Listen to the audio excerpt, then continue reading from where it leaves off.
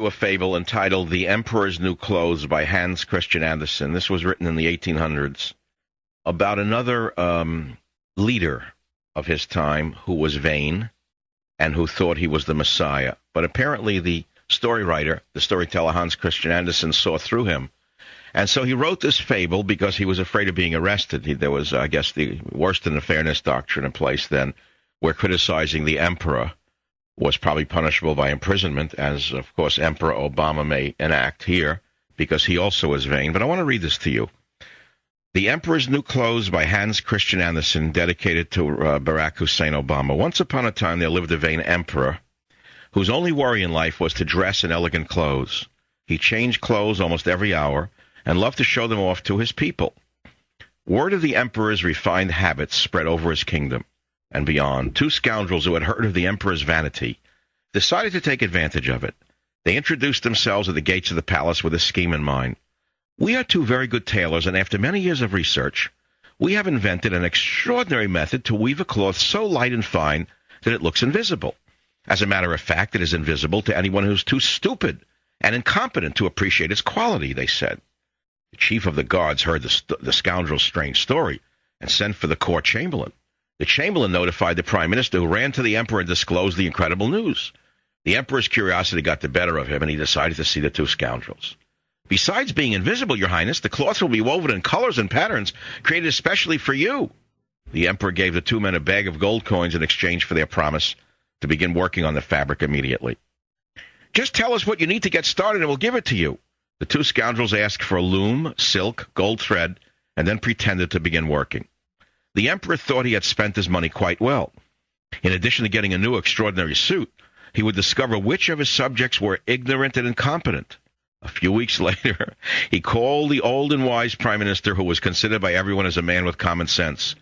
Go and see how the work is proceeding, the emperor told him, and come back to let me know.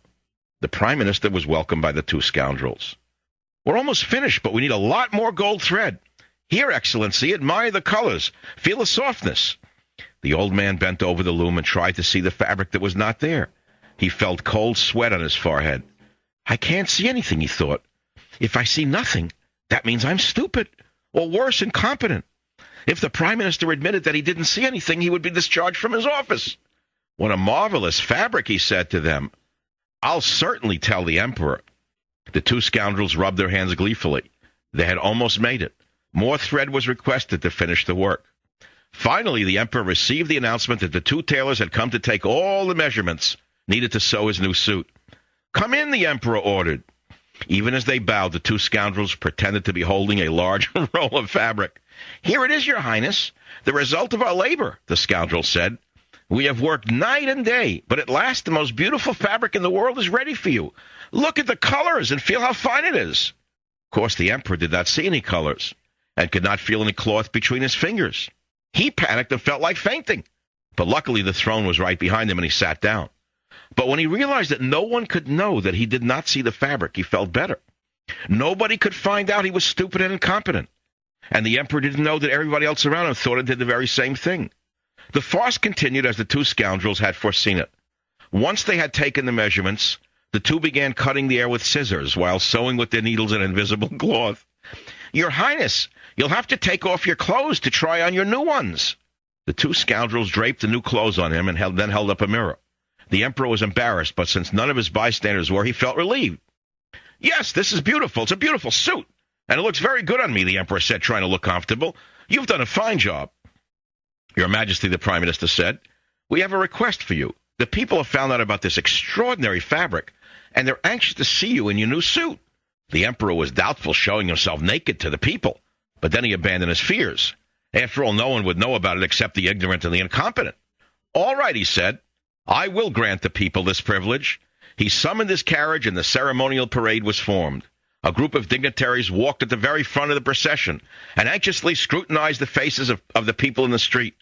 All the people had gathered in the main square, pushing and shoving to get a better look, and applause welcomed the regal procession. Everyone wanted to know how stupid or incompetent his or her neighbor was, but as the emperor passed, a strange murmur rose from the crowd. Everyone said loud enough for the others to hear, Look at the emperor's new clothes! They're beautiful! What a marvelous train! And the colors! The colors of that beautiful fabric. I have never seen anything like it in my life. They all tried to conceal their disappointment at not being able to see the clothes. And since nobody was willing to admit his own stupidity and incompetence, they all behaved as the two scoundrels had predicted. A child, however, who had no important job and could only see things as his eyes showed them to him, went up to the carriage. "The emperor is naked," he said. "Fool," his father reprimanded, running after him. "Don't talk nonsense." He grabbed his child and took him away. But the boy's remark, which had been heard by the bystanders, was repeated over and over again until everyone cried, "The boy is right. The emperor is naked. It's true." The emperor realized that the people were right but could not admit to that. He thought it better to continue the procession under the illusion that anyone who couldn't see his clothes was either stupid or incompetent. And he stood stiffly on his carriage while behind him a page held his imaginary mantle. This is dedicated to Barack Hussein Obama, the emperor's new clothes. And the next time you see an Obama-Biden bumper sticker, or the next time you see an Obama-Biden lawn sign, you'll know that these are the people who would have said, "The emperor has a gorgeous, gorgeous robe." This is The Savage Nation that was written by Hans Christian Andersen in 1837, and I thought I would share it with you.